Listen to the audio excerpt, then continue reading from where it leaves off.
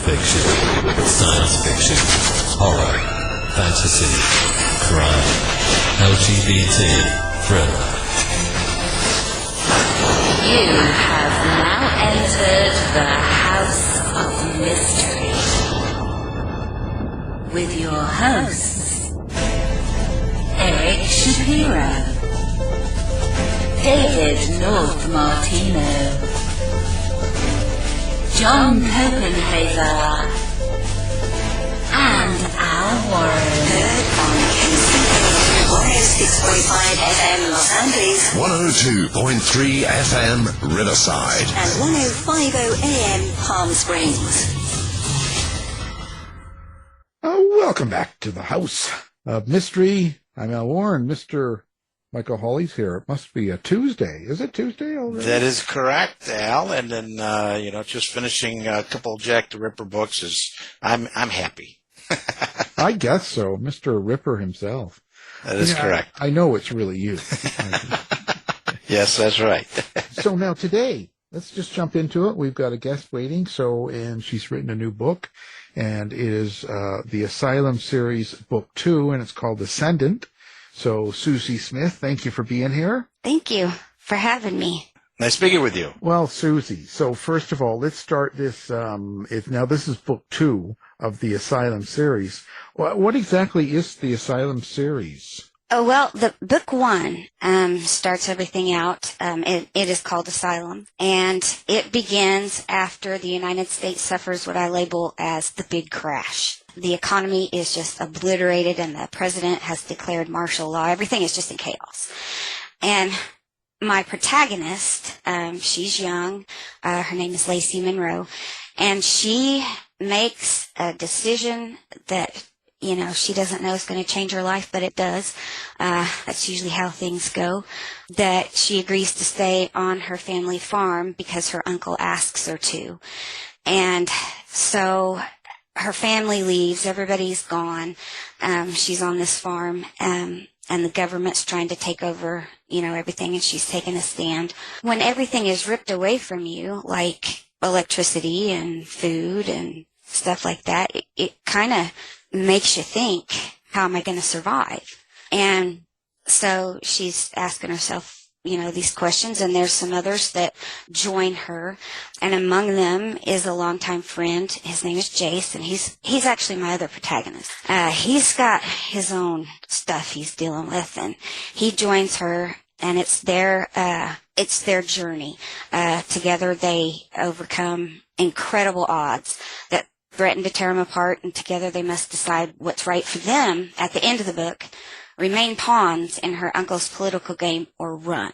And so Ascendant, their story picks up where Asylum left off. I didn't leave Asylum on a cliffhanger. I mean, I resolved it, most of the things. I hate it when I read a whole book and you come to the end and you're like, wait a minute, what?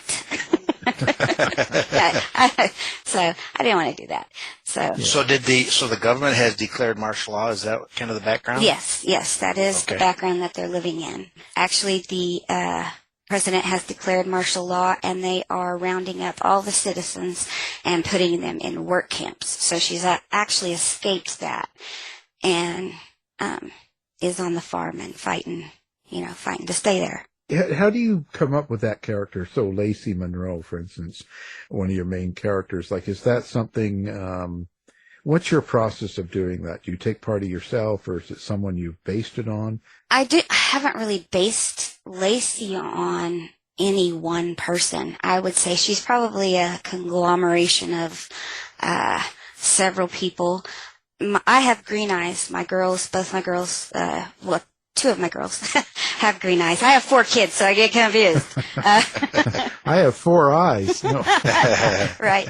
And so I made her have green eyes, and she's got dark hair. And, I think some of her personality is just a combination of my girls, I think, because I've lived with them for, I raised them through their teenage years, and, I do still have some hair left, but I thought I'd had that license to do that. So Yeah, well, of course.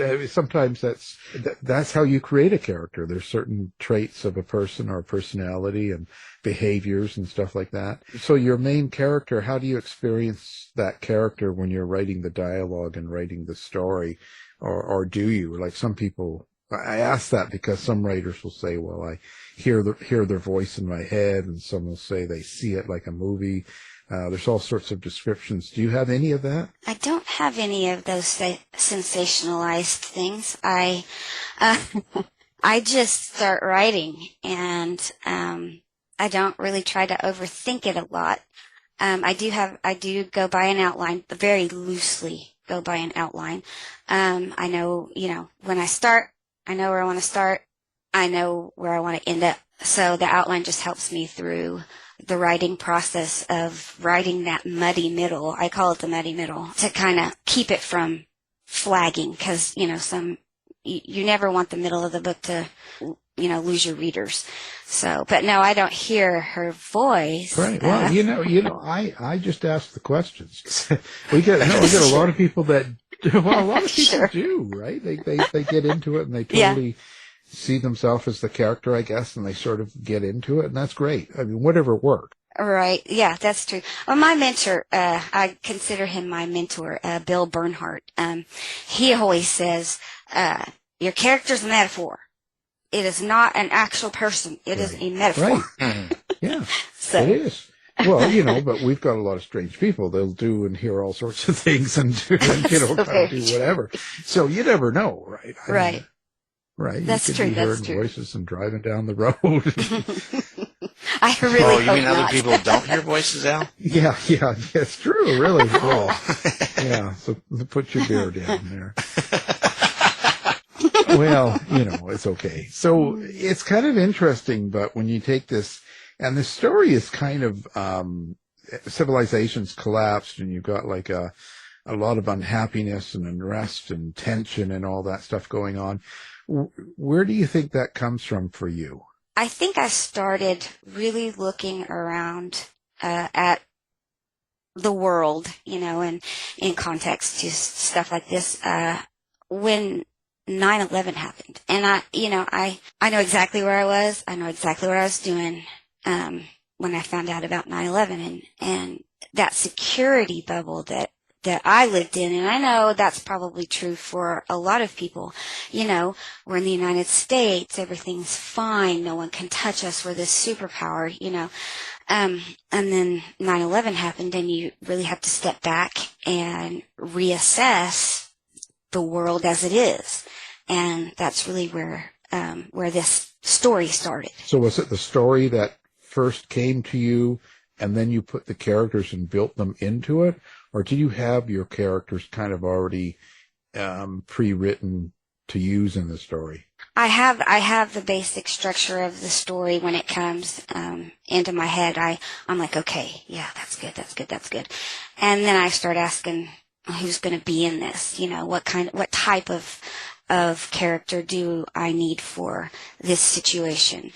So I want to say the character comes first, but actually I really don't think it does in my writing process. I think I have an idea, and then the character just kind of morphs out of it. So rumor has it that this came from a dream you had?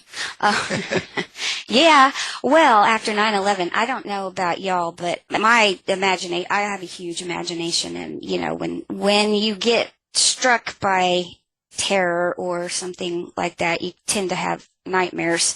And I did. I had a dream, and that of a girl, and she was hiding, and she was on my grandparents' land, and actually that's where the setting came from, because I do write about an actual place. There is actually 40 acres that sits on a corner in Osage County, Oklahoma, right outside Shidler, Oklahoma, and that was my grandparents, and I spent a lot of summers out there. Most of my childhood summers out there. Oh, okay. So it's very personal, that part of it, isn't it? The location. Yeah, it is. It really, really is. I wish, and I've gone back through photographs and things like that, because I really wish I could show people how it was when I was a kid. You don't want to see it now, but when I was a kid, it would have, somebody would be looking at the picture going, oh, there's the fish house, there's the barn, there's the, so, but I can't, as of yet, I can't find it. So it was a level of security for you, this farm. Mm-hmm. Yes. Yeah. So when this all came to your mind and you started putting it together and you're going to put write a book and story, did you have a purpose then? Is there a meaning you wanted people to get from it at the end of the book? What happens to Lacy at the beginning of the book, I did think a lot about that. And when I sit down to write something, anything that I write, I want the reader to walk away thinking about a situation or an area that wouldn't normally come to their mind. And so at the back of Asylum, there is I put an author's note in there, and I explained about victims of assault and where they could go. There's a hotline, RAINN, RAINN, is a wonderful website, a place to start if somebody is hurting, and looking for that. It's also probably would be considered a trigger warning for some people, and it's not graphic. I don't write graphic. I don't write erotic. I don't do that. Is this sexual assault you're talking about? Yes, a sexual assault. I'm sorry. Okay. I really want what I write to mean something, to start a conversation. I want to be a part of the big conversation, the big author's conversations. Yeah, of course. How do you decide to write a series, though? Did you have that in mind? Did you have this at the beginning when you were doing book one? Were you thinking of this being several books in a series, or was it just going to be a one-off and then it just happened? It was I really didn't anticipate writing a series. I knew I could. There was potential there, but I really didn't set out to do that. I have another series that I did know that was going to be a series on the back burner because I needed to go ahead and finish this series. But no, when people started saying, well, what happens next? What happens next? And I left the ending kind of ambiguous where the reader can decide, well, do they escape? Yeah, they escape into Mexico. They go and live on a beach, live in a hut, whatever. But I just decided, well, I guess I can write another book. So, and now I'm writing the third one. It'll be a trilogy, and I do plan to put a stop on the end of this one. Why? Why? Well, I could keep going. I've developed characters. That's a funny thing about secondary characters in a book. When you keep pulling them up for situations, they just kind of take on a personality of their own. And there is one character that has risen up, and I just love him. And in Asylum, you wouldn't have thought that because I kind of made him out to be the bad guy till the very end. Yeah, I could tell his story, So you don't want to voices. So you don't want to get rid of this world then, especially your characters. It's hard to leave your characters to get rid of them. Yeah, it is. Because you live with them for so long, and the first book took me a while to write and get complete. And the first draft, I completely tore up. I was in college. I went to college after my two youngest, my Gen Zs, were in high school. I decided I wanted to go get my degree in English.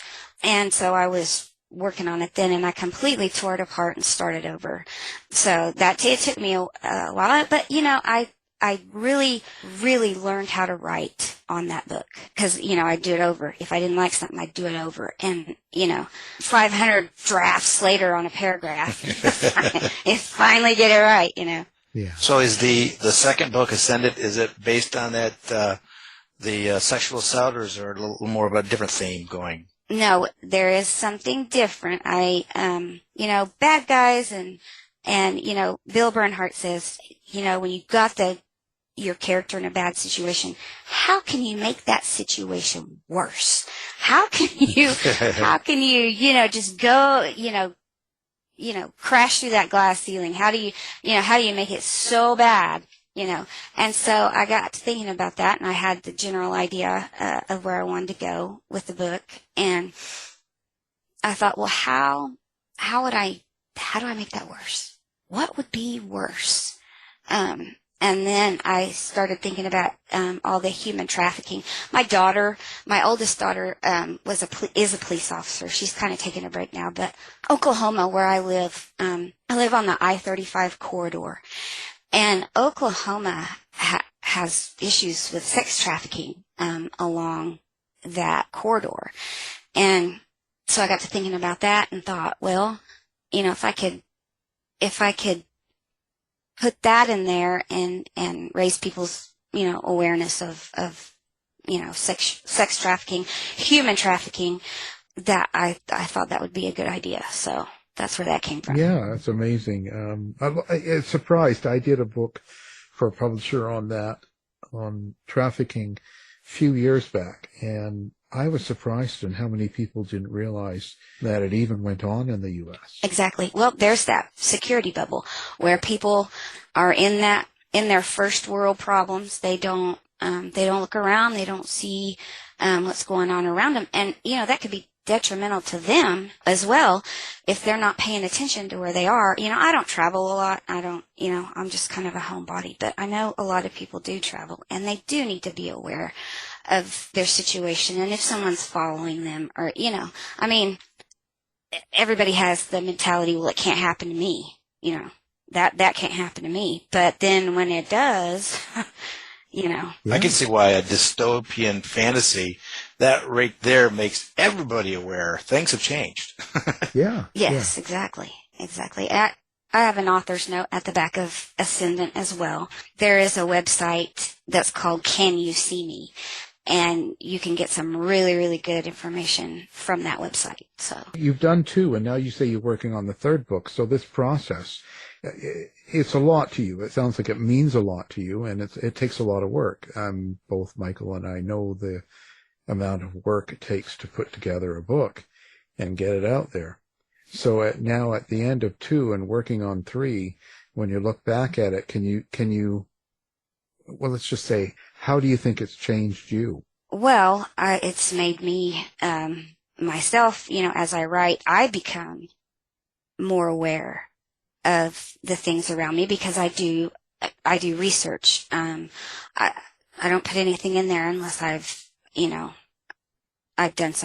my homework, done some research on it and stuff. So, that, very much, has changed my attitude and my viewpoint. Okay, so you carry pepper spray in your purse and a gun. I have. Let me tell you what I have. I'm in Oklahoma. I'm in Oklahoma. So there's an open carry license here. I don't have a gun. I will not touch guns. And I'm not going to open up a conversation about guns. But I have a BB gun. There you go. I have a BB gun. I'm very opinionated about that, and I won't start. But I do. I have a BB gun in my floorboard of my car, just in case. That would be good for. Let's say you have a dystopian world of the birds again. The birds are attacking. Yeah. That BB gun is there. That's right. You're ready for the birds. For sure. Right. Well, a BB gun.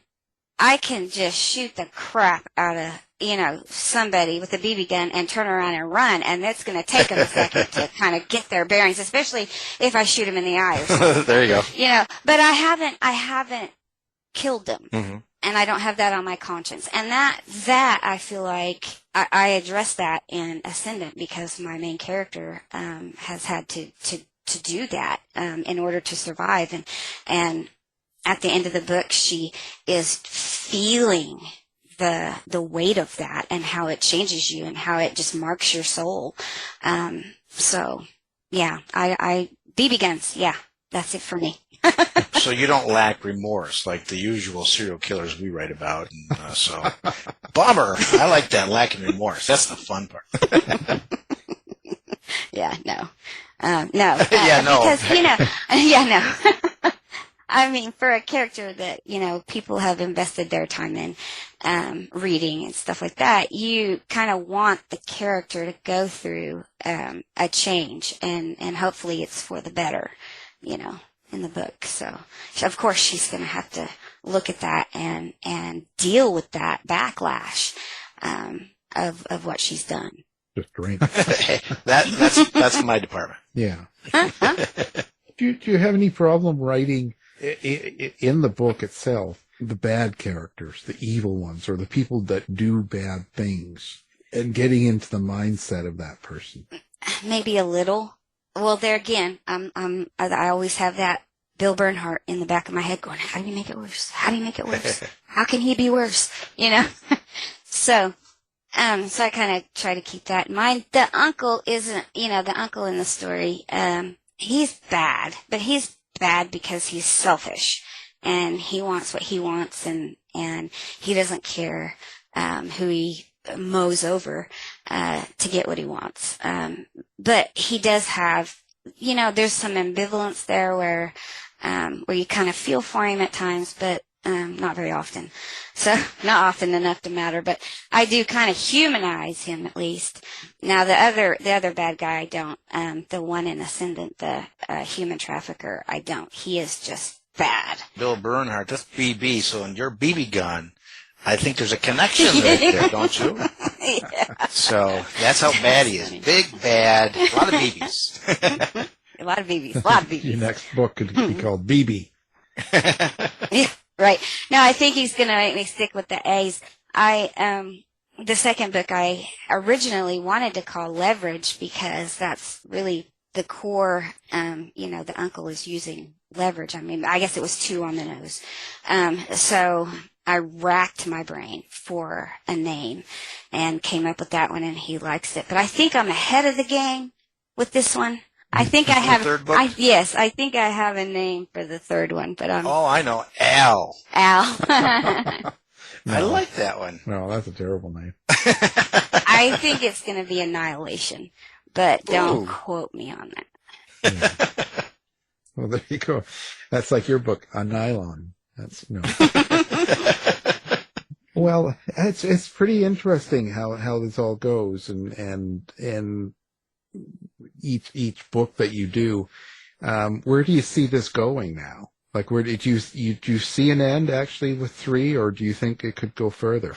Well, I am still sort of, I really want to put an end stop to it, because I really want to get to my YA series that's been on the back burner that, has for so long. But I am torn on how I am actually going to end it. You don't have to end it. I mean, you could always take a break and then do one of your YA books and then come back to one of these and back. I know a couple that do that. Yeah, you would think, but my brain is like a one-way footbridge. I cannot work on 2 things at once to save my life. I cannot do it. I am terrible at multitasking. Yeah, because that's sometimes, I know some writers that do that, and it seems to work. Are you conscious of your reader now, that when you're writing? Because now your first book, of course, you weren't, right? You're putting out the first book, and now you've got the second one out and you're writing the third. So are you thinking about your reader and how they would feel about what you do to your characters, or where it goes and stuff? Yeah, of course. Yes, definitely. I definitely do. It is a lot different now that I'm on the third one. I don't, and I'm always conscious of my language. There's some curse words in there, but I'll write, and I'll just write the way it comes out, and then I will go back and take out all those bad words that I put in there and stick some else in there, because nobody wants to read a book like that. But, at the same time, I do have a good argument for that. A lot of people talk that way. A lot of people have, especially bad guys have filthy mouths, but I really don't. I really don't want to do that. So I am conscious of other people, and how they take it. Well, yeah, you have to draw the line somewhere. There has to be Right. realism, but also you can kind of monitor that realism. You don't have to go overboard. It doesn't have to be a Quentin Tarantino movie. Right. You know, you can be some realism and a few rough, edgy words for sure, or Right. behaviors, but you can tone it down. It doesn't make it unbelievable. Right. So there's nothing wrong with that. Who is your favorite character in this book? In the first book, it would have to be Kat. She is, she's kind of mostly a secondary character, but she's in most of it. She's quirky. She says weird things.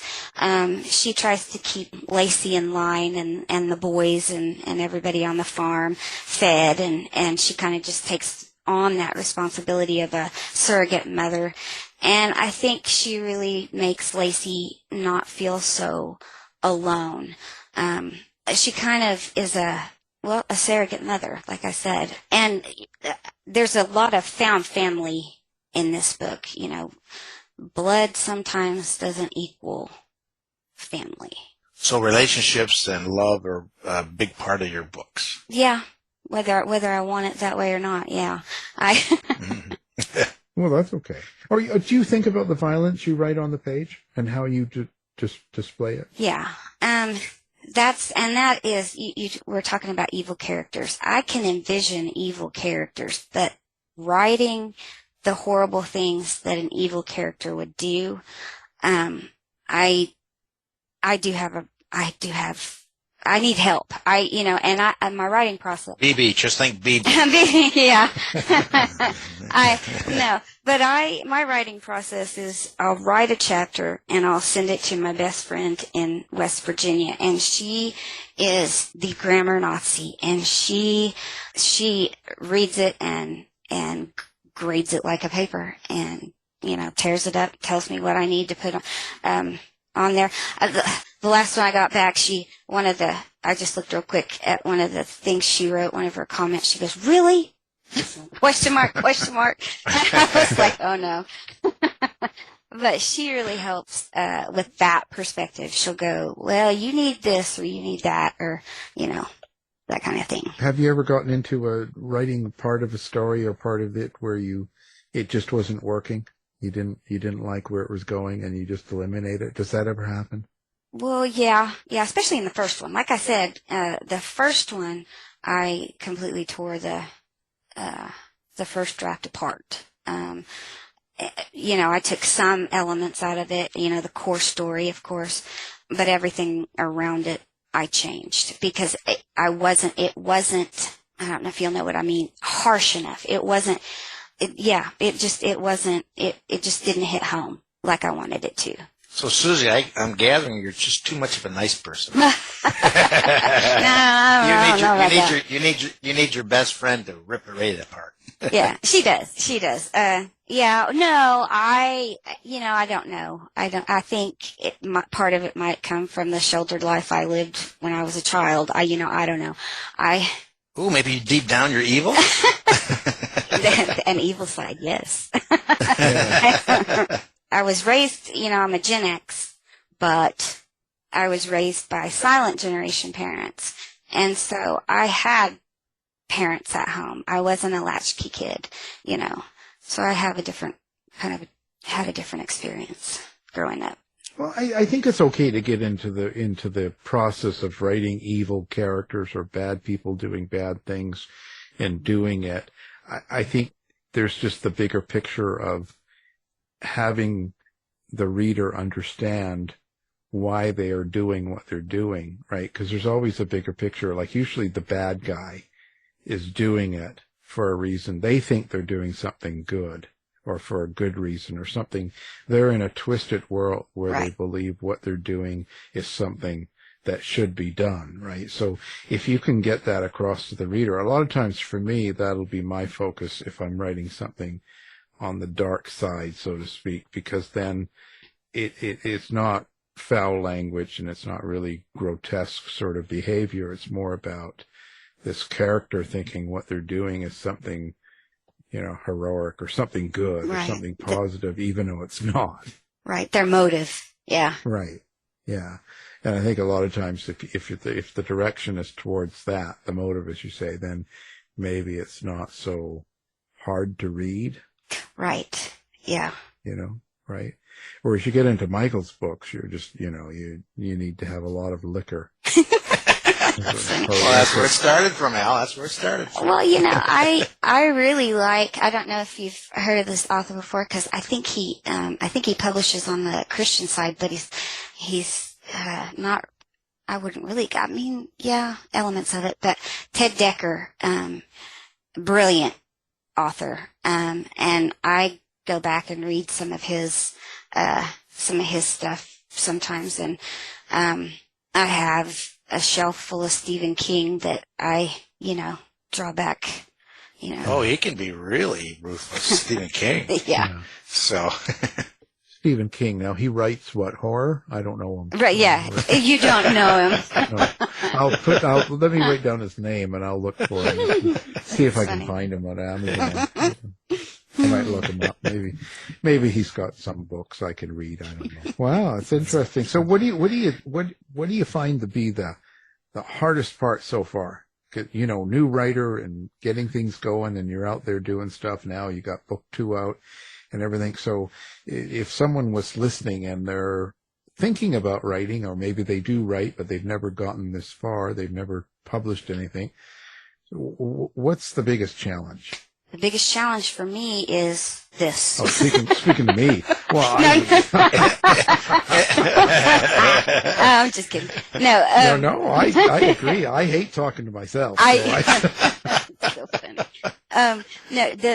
But the marketing, I think that's what I meant, is marketing has been the biggest issue for me, because I don't really want to mess with that. I want to write, I want to hand it over, and I want to go on to the next thing that I'm working on. I don't think about marketing. My brain is not wired that way. Social media, I'm on Facebook. I'm on Instagram, but... No TikTok? Oh, I'm on TikTok. Oh, I am on TikTok. Well, I went through a TikTok binge, I guess, where I was like, I'm going to do this. I'm going to conquer TikTok. But there's no conquering TikTok, but yeah. Al's on TikTok, so you should watch Al's TikTok. I will get some ideas. I've got almost 50,000 followers now. Wow. Yeah. I will definitely. People love to hate me, I'll tell you. I will definitely look you up then. Oh, I just do silly stuff and the show. That's it, and people love it or hate it, and then they all have to say something. But it's good. It's good. I think it's okay. It's a good way of interacting with people. But I personally agree. I know it's tough to do the marketing sense, even though, God, I'm on radio and all stuff. But the thing is, I know what you mean. I don't even like going to book signings. It feels weird. It does. It does. I mean, this has been more comfortable for me, I think, because you're not staring at me. Right. And so I'm a little bit more. You don't know that because well, no, Al's got all these technology, so he's staring at you right now. Look behind you right now. Yeah. This is on TikTok. It's being streamed. Well, that might be good for me, because if this was streamed on TikTok, maybe they'd go find me and I'd have, blow up. But, it just depends on, I think, the luck of the draw, maybe. It's all the right place, right time, saying the right thing. But, yeah.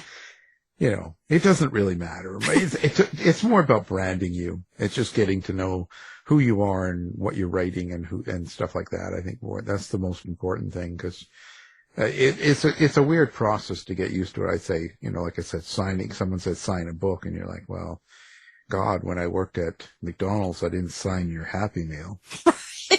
Right. That's right. I'm like, because family will ask me to sign it, and I'm like, I'm your mother, I'm your daughter, I'm your, why do you want me to sign it?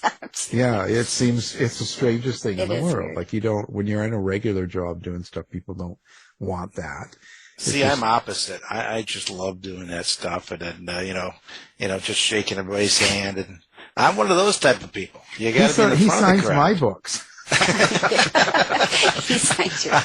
I figured out his handwriting. Yeah, I need to put it. Hi, I'm Al. I need to put together a street team that will do all that stuff That's for right. me. Yeah. That's right. Yeah. Just get Michael. He'll do it. He'll go out and sign all your books. Of course. So My voice is throw not a the wig same, on it. though, Susie. My voice is not. So, but I can try. Yeah. Well, just put on a wig and you'll be fine. You know? I'll be set. A big huge hat with flowers on it. Nobody will notice. Yeah. Can I keep my goatee though? I need that. No, then you better wrap wow. a veil around the face or something. And say, she's just, she burns easy, so she's got to have a veil Yes. over the face, That's right. Well, that's really cool. So, well, I'm glad everything's going well for you. So now you say you're on TikTok and you're on all those things. Is it under your name or is it under, do you have a street name? A street name. No, it is under my name. Yeah. I spell my name, my first name Susy, and my website is susysmith.com. So, as long as you spell my name right, I think you'll get there. Yeah. Now, you must have been writing the first book, or maybe even the second one. You must have been doing a lot of the writing during the pandemic and all that stuff going on. Mm-hmm. Do you think that kind of affected you? Did you draw off of that, and did it become darker? Yeah, I finished the first book when everybody went home. Everything shut down. The Kaw Nation shut down. I work for the Kaw tribe, and the tribe shut down. And so they sent us home, and so I was sitting here, and I'm like, I am going to get this done. And so, yeah, it definitely did push me in the right direction. I bet it could help with some of the characters. If you watch the news and you watch some of the people and how people were acting and reacting to different things with each other, and TikTok, you must have saw some really good fights on there. But it could be a really good influence for characters in a way. Yeah, it could. The whole virus thing, I thought about that, but it's been done. Yeah. So, but yeah. Oh yeah, you're better to stay away from it in a book, I think. Yeah. Personally, I mean, because it's too soon. There's just too much. In 50 years you could do it. Yeah. Yeah. That's if there's still the world. I mean, I don't know. I mean, hopefully you're getting happier in your YA. Is your YA going to be a mystery, or is it more? What would the YA be when you're writing? My YA is going to be a paranormal. Oh, cool. Mm-hmm. Oh. So you ghost hunter? You're out there hunting ghosts? Man, I'd love to do that. There, I live in Oklahoma, so Guthrie has a haunted hotel, and Eureka Springs, which fairly close to, the Crescent Hotel is haunted, and we went there and did a ghost tour and stuff like that. And I've done ghost tours in New Orleans and stuff like that, but I'd really like to go with a team and just kind of see their process. Yeah, that'd be super cool. Been there, done that several times. Yes. Used to do that a lot. Hey, I can set you up with some people. That's cool. Yeah. It's good, sort of.